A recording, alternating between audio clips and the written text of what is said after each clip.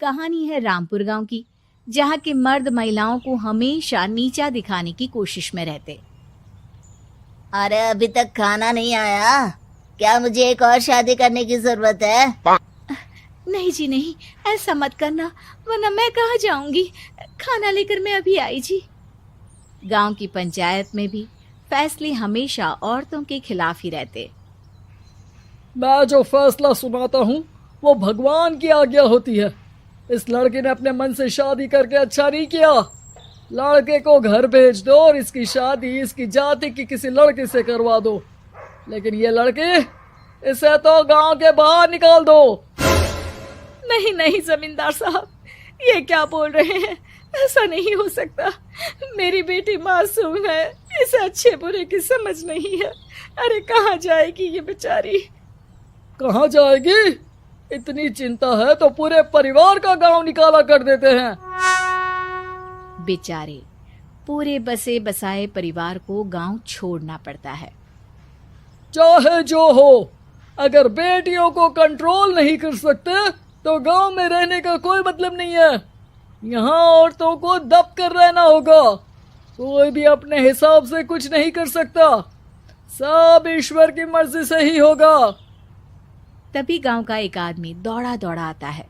सरपंच साहब, जमींदार साहब, वो कालिया है ना, उसकी बेटी पढ़ने के लिए शहर जा रही है।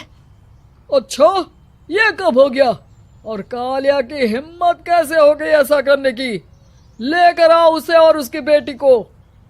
बस फिर क्या था, हाजिर हो जाते हैं कालिया और उसकी बेटी सरपंच के सामने। अरे कालिया, ये क्या सुनने में आ रहा है? बेटी को इंजीनियर बना रहा है तू? और ये बता, गांव में तो स्कूल नहीं है, फिर कहां से इतनी क्लास पास कर गई तेरी बेटी?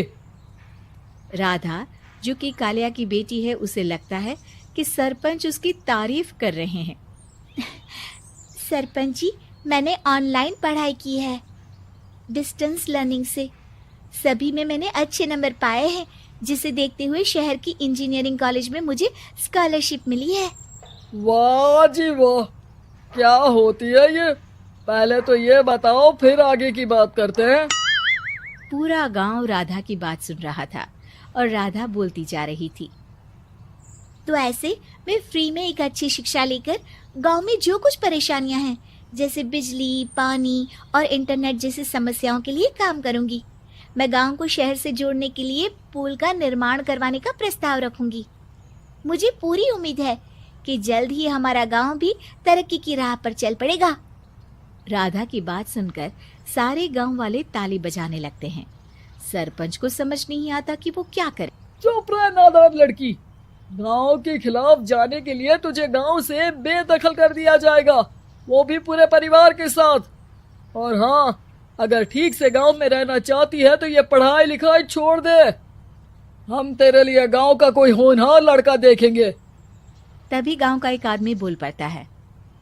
अरे नहीं नहीं सरपंच जी, राधा बिटिया जो बता रही है, अगर वैसा हो जाए तो हम लोगों को पैसा कमाने के लिए बाहर नहीं जाना पड़ेगा। हाँ जी, और ना ही कोसों दूर पानी के लिए भटकना पड़ेगा। हमारे बच्चे भी अच्छी पढ़ाई कर सकेंगे और आगे बढ़ेंगे, ना कि हमारी तरह खेती करते बैठेंगे। क्यों गांव वालों, राधा बिटिया का साथ देना चाहिए ना। सरपंच देखता है कि गांव राधा के साथ है तो वो चुप हो जाता है। वो घर आकर अपने सलाहकार से बात करता है, जो बहुत ही चालाक किस्म का इंसान होता है। अरे सरपंच साहब, आपको बहुत ही होशियारी से काम लेना पड़ेगा। एक बार गांव तरक्की कर गया, यहाँ के बालक पढ़ लिए तो कोई ना पूछेगा आपको। और फिर ये जो बेटा और बेटी है ना आपके, इनको भी आम लोगों की तरह ही जीवन जीना होगा। हाँ, लेकिन करे तो क्या करे? वो ना आप मुझ पर छोड़ दीजिए, बस मैं जैसा बोलूं करते जाइए। अगले रोज सुबह जब गांव वाले सोकर उठते हैं तो राधा के घर के बाहर और साथ ही वो लोग जिन्होंने राधा का सपोर्ट किया था, उनके घर के आगे लाल रंग से कल आऊंगी लिखा होता है। कल आऊंगी, यह क्या होता है? अरे यह तो खून से लिखा है, लगता है कोई भूत प्रेत या चुड़ैल का साया है। चलो सरपंच जी के पास चलते हैं। सभी सरपंच के पास जाकर उसे सारी बात बताते हैं। अरे ये तो बड़ी मुश्किल की बात है। चलो मैं एक बाबा को जानता हूँ, उन्हें बुला लेता हूँ। सरपंच बाबा को लेकर गांव के घर के बाहर जाता है। ओहो, तो ये वो चुड़ैल है जो उन लोगों को निशाना बनाते हैं जो गांव को बदलने का सपना देखते हैं। वो गांव को ऐसे ही संपन्न देखना चाहती है, वो नहीं चाहती कि कोई बाहरी यहाँ का कायाकल्प करे।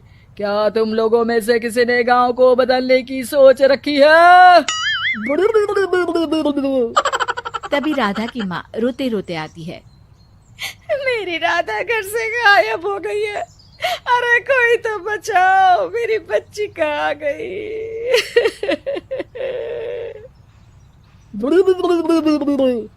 ले गई वो चुड़ैल, तेरी बच्ची को ले गई। अब वो उसे श्रापित करके छोड़ेगी, उस पर चुड़ैल का साया हो जाएगा। तभी बुरी सी हालत में राधा भी वहां आ जाती है। उसके बाल चुड़ैल की तरह फैले होते हैं और कपड़ों में खून लगा होता है। सभी राधा को देखकर डर जाते हैं। माँ, पता नहीं मुझे कौन उठा कर ले गया था। अरे दूर दूर हो जा चुड़ैल, अब हम लोग इस गांव में नहीं रुकेंगे। अरे कैसे बातें कर रहे हैं आप? कल तो आप मेरे भरोसे गांव का हुलिया बदलने, अपने बच्चों को पढ़ाने और तरक्की उन्नति की बात कर रहे थे, तो आज क्या हो गया आपको? ये फिर तुम लोगों को बहकाएगी। ये चुड़ैल गांव में आ चुकी है, ऐसे ही ये तुम्हारे घर के बच्चों को भी ले जाएगी। गांव वाले राधा को गांव से बाहर निकाल देते हैं। उसके माँ बाप रोते रहते हैं, लेकिन गांव वाले नहीं मानते। मैं भी अपनी बहन के साथ गांव के बाहर रहूंगा, लेकिन वो पढ़ाई नहीं छोड़ेगी। वहीं सरपंच के घर पर सलाहकार कहता है। देखा, सांप भी मर गया और लाठी भी नहीं टूटी। लेकिन अगले ही दिन सरपंच के घर के बाहर भी वही शब्द लिखे होते हैं। और फिर सरपंच की बीवी कहती है, हमारी बेटी को किसी ने अगवा कर लिया है। तभी राधा का भाई वहां आ जाता है। अरे गांव वालों, मैंने सरपंच जी की बेटी को देखा था। वो चुड़ैल उसे उठाकर ले जा रही थी। अरे क्या मजाक कर रहे हो? नहीं नहीं सरपंच जी, आप नहीं जानते। वो चुड़ैल अब आपकी बेटी में आ जाएगी, जैसे राधा के अंदर आ गई थी। तभी सरपंच की बेटी वैसी ही हालत में वहां आती है जैसे राधा आई थी। पापा, पता नहीं कैसे मैं गायब हो गई थी। चुड़ैल, इसके अंदर भी चुड़ैल का साया है, मारो इसे। अरे नहीं नहीं, इसे भी राधा के पास गांव के बाहर ही भेज दो। अरे चुप रहो, मेरी बेटी कहीं नहीं जाएगी और चुड़ैल वुड़ैल कुछ नहीं होता है। अरे कैसे बात कर रहे हो सरपंच जी? आप तो बोल रहे थे कि आपका फैसला भगवान का ज्ञान होता है, तो अपने पर बात आई तो अब आप ऐसे बोल रहे हैं।